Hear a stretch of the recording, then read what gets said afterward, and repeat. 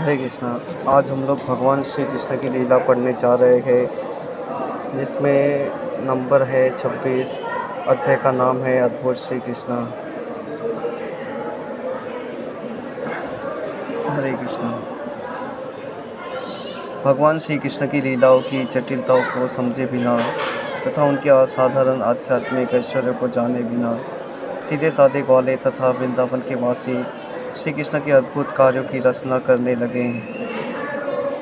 उनमें से एक ने कहा, मित्रों, उनके अद्भुत कार्यों को देखते हुए यह कैसे संभव हो सकता है कि ऐसा असाधारण बालक वृंदावन आकर हम लोगों के भी साथ रह सके।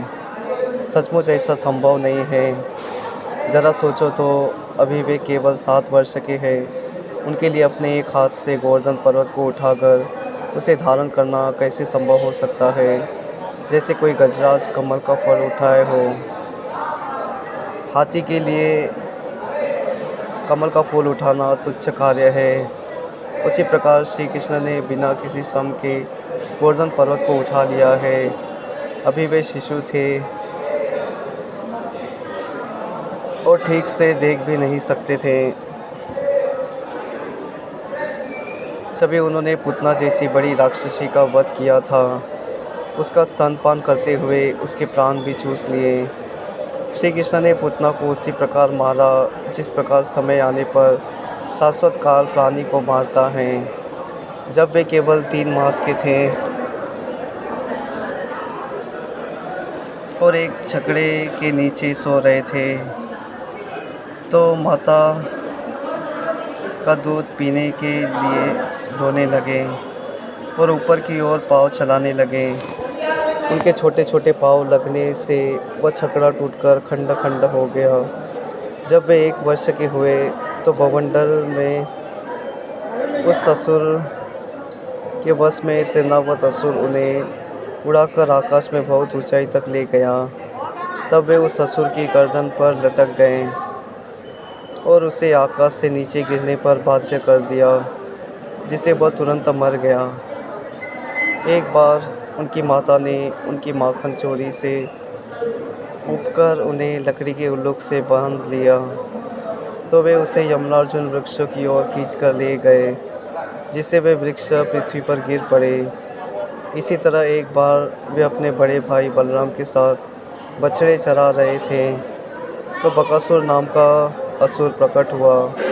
श्री कृष्ण ने तुरंत ही इस असुर की चोंच के 2 खंड कर दिए। जब वत्सासुर नामक राक्षस श्री कृष्ण के बछड़ों को मारने के उद्देश्य से उनके बीच में घुस आया, तो उन्होंने तुरंत उस असुर को पहचान लिया और उसे मारकर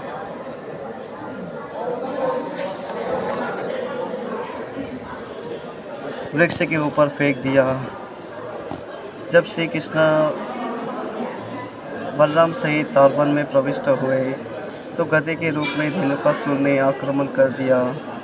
बलराम ने तुरंत ही उसके पिछले पाँव को पकड़कर ताल वृक्ष के ऊपर फेंक दिया।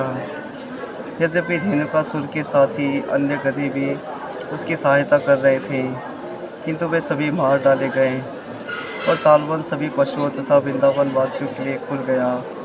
जब प्रलंबासुर ग्वालों के बीच घुस आया, तो श्री कृष्ण ने बलराम से उसका वध करा दिया। तत्पश्चात श्री कृष्ण ने अपने मित्रों तथा गायों को भयंकर दावाग्नि से बचाया। यमुना धाम में कालिया नाग को दंड दिया तथा उसे यमुना नदी छोड़ने के लिए बाध्य किया, जिससे यमुना का जल विष रहित हो गया। नंद महाराज ने एक मित्र ने कहा, हे नंदा, हम यह नहीं जान पा रहे हैं कि आपके पुत्र श्री कृष्ण के प्रति हम इतने आकृष्ट क्यों हैं। हम उन्हें भुलाना चाहते हैं, किंतु भुला नहीं पाते। हम उनके प्रति प्राकृतिक रूप से इतने वात्सल्य क्यों हैं। जरा सोचो तो, यह कितना अद्भुत है। कहाँ केवल 7 वर्ष का बालक और कहाँ गोवर्धन जैसा विशाल पर्वत, किंतु उन्होंने उसे इतनी आसानी से उठा लिया। हे नंदा, हम अत्यंत सोच में पड़ गए हैं। हो न हो आपका पुत्र श्री कृष्ण कोई देवता है, वह कोई सामान्य बालक नहीं। हो सकता है कि वह श्री भगवान ही हो। वृंदावन में ग्वालों से श्री कृष्ण की प्रशंसा सुनकर नंद बोले, मित्रों, अपने उत्तर में मैं गर्ग मुनि के बाहर बाहर से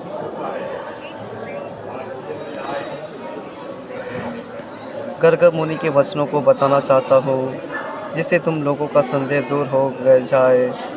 जब वे नामकरण संस्कार करने पधारे थे, तो उन्होंने बताया था कि विभिन्न कालों में 60 रुपये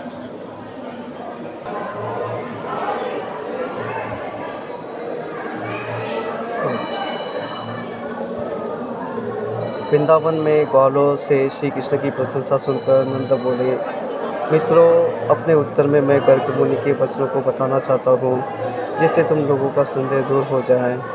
जब वे नामकरण संस्कार करने पधारे थे, तो उन्होंने बताया था कि विभिन्न कालों में यह बालक विविध रंग धारण करके प्रकट होता रहा है, और इस बार वह वृंदावन में श्याम रंग में प्रकट होने के कारण श्री कृष्ण कहलाएगा। पूर्व जन्म में इसके रंग श्वेत, फिर लाल और पीले थे। उन्होंने यह भी कहा था कि यह बालक एक बार वसुदेव का पुत्र भी था। अतः जो भी उसके पूर्व जन्म से परिचित है, वह इसे वासुदेव नाम से पुकारता है।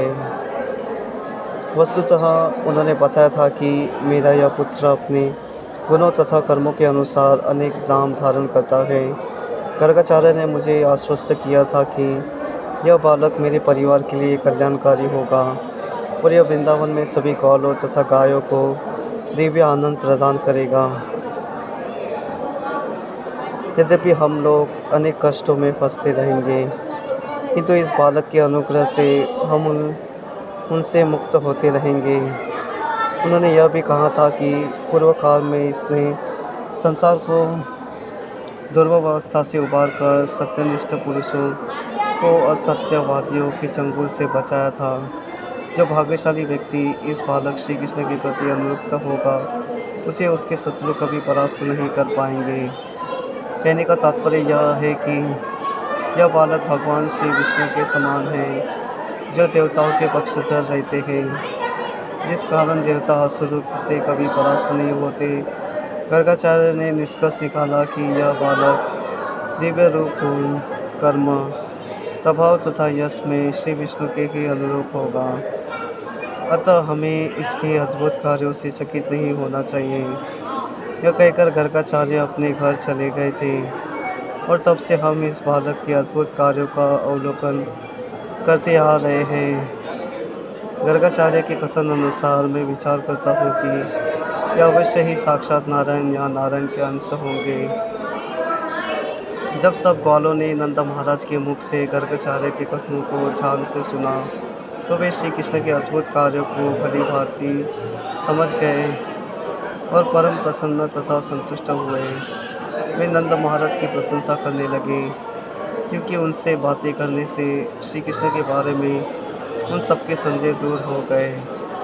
उन्होंने कहा, जो श्री कृष्ण इतने दयालु, सुंदर तथा करुणापूर्ण है, वे हमारी रक्षा करें। जब पृथ इंद्र ने मूसलाधार वर्षा के साथ ऊपर वृष्टि तथा प्रबल झंझा भेजा, तो श्री कृष्ण ने तुरंत हम पर दया की, और जिस प्रकार एक बालक कुकुर मुत्ता उखाड़ लेता है, उसी तरह गोवर्धन पर्वत उठाकर हमें तथा हमारे परिवारों, गायों तथा अमूल्य संपत्ति को बचा लिया।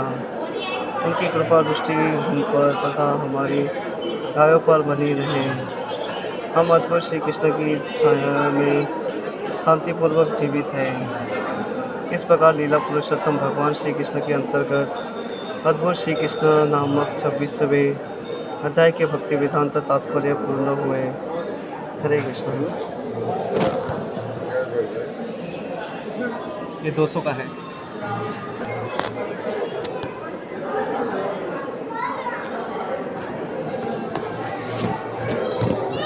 हरे कृष्ण। यह अध्याय का नाम है अद्भुत श्री कृष्ण। हम आज भगवान श्री कृष्ण की लीला पढ़ने जा रहे हैं। मतलब भगवान श्री कृष्ण की लीला हमें बता रहे हैं कि किस तरह से क्या-क्या हुआ, भगवान श्री कृष्ण के जीवन काल की उन्होंने सभी बातें बताई हैं। मतलब अध्याय 1 से लेके 90 तक क्या-क्या घटित हुआ, वो सब हमें भगवान श्री कृष्ण की लीला किताब हमें बताती है।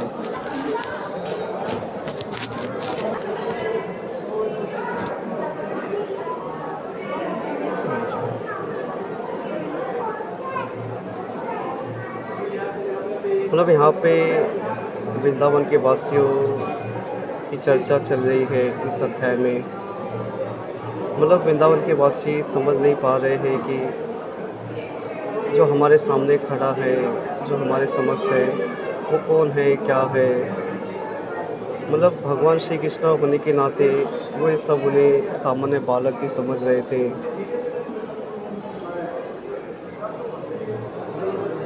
मतलब भगवान श्री कृष्ण भगवान होने के नाते वे भगवान जैसे कार्य करने लगे। मतलब अद्भुत कार्य करने लगे, जिससे कि सामान्य लोग हैरान हो गए कि ये सब कौन कर सकता है, कैसे कर सकता है। मतलब ऐसा सभी वृंदावन वासियों मतलब आपस में चर्चा करने लगे कि ये बालक क्या-क्या करने जा रहा है, क्या-क्या कार्य करता है। उन वृंदावन वासियों में से एक ने कहा,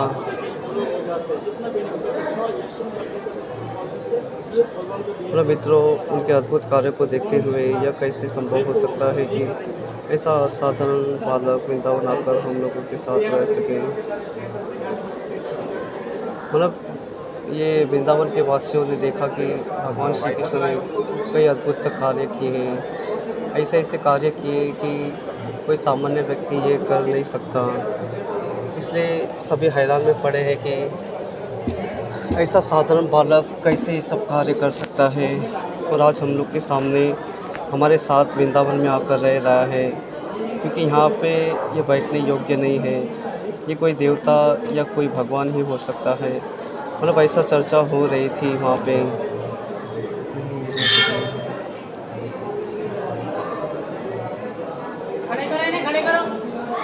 उसी अद्भुत कार्यों में से उन्होंने एक कार्य बताया कि मतलब ये बालक कैसे एक गोवर्धन पर्वत को अपनी एक उंगली में उठाए हुए है। मतलब जैसे गजराज हो या जैसे हाथी हो, कमल के फूल को एक हाथों में उठाए लिए गए, वैसे ये गोवर्धन पर्वत को एक हाथ में उठाए जैसे है। ये कोई सोचने वाली बात है, क्योंकि ऐसा अद्भुत कार्य कोई कर नहीं सकता। मतलब हाथी के लिए कमल का फूल उठाना कोई आसान, कोई कठिन काम नहीं है, ये तो तुच्छ कार्य है। मतलब उसी तरह जैसे हाथी कमल का फूल उठा लेता है, वैसे ही भगवान श्री कृष्ण ने गोवर्धन पर्वत को वैसे हाथी की जैसे उन्होंने उठा लिया।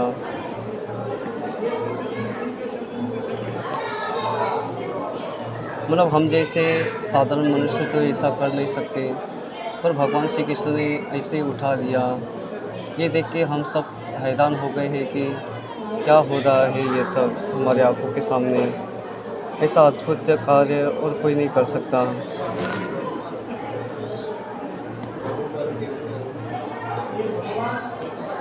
फिर उसके बाद दूसरा कार्य वे आपस में चर्चा करने लगे कि एक बार पूतना नामक डायन आई थी हमारे वृंदावन में आके उसने जिस प्रकार का कार्य किया, मतलब पहला तो हम हैरान हो गए कि ये कोई देवी या कोई लक्ष्मी जी साक्षात इधर आई है, जो मतलब वृंदावन को एकदम मतलब ये पवित्र कर रही है।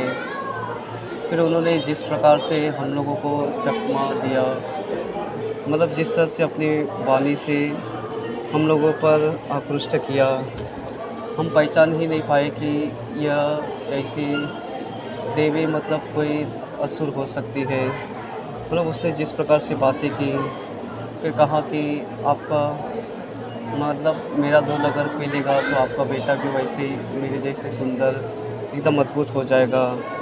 ऐसे उनके वचनों में आकर हमने मतलब माता यशोदा ने भगवान श्री कृष्ण को उससे सौंप दिया। हमें क्या पता था कि वो डायन है जो भेष बदल के आई है।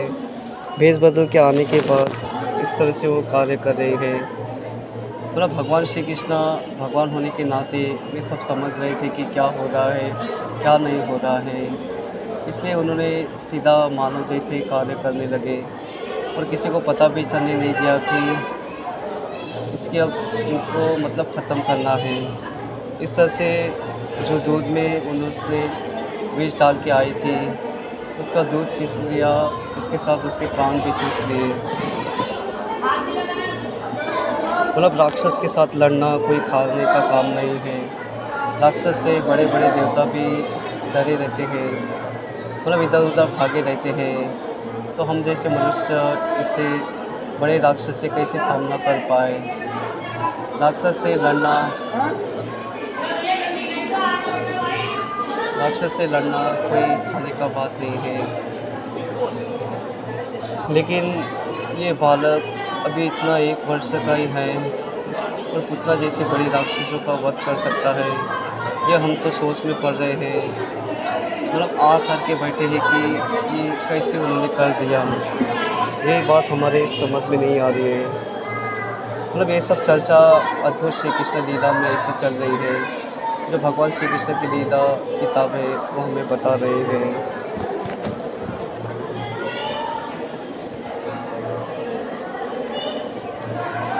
जब ये केवल 3 मास के थे और एक छपरे के नीचे सो रहे थे, तो माता का दूध पीने के लिए रोने लगे और ऊपर की ओर पाँव चलाने लगे। उनके सोचने पर हो गया। फिर बाद में दूसरा कार्य वो चर्चा करने लगे कि 3 वर्ष के जब वे थे तब सो रहे थे, तो दूध के लिए माता यशोदा को मतलब दूध के लिए ऐसा पुकार रहे थे। तो उन्होंने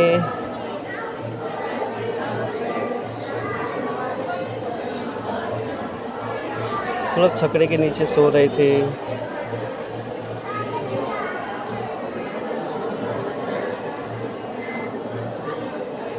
उनके छोटे छोटे पाँव चलने से वो छकड़ा टूटकर खंडा खंडा हो गया। मतलब कोई 3 साल का बालक ऐसे कोई कैसे कर सकता है। मतलब ऐसे उसको तोड़ के तोड़ फोड़ करना।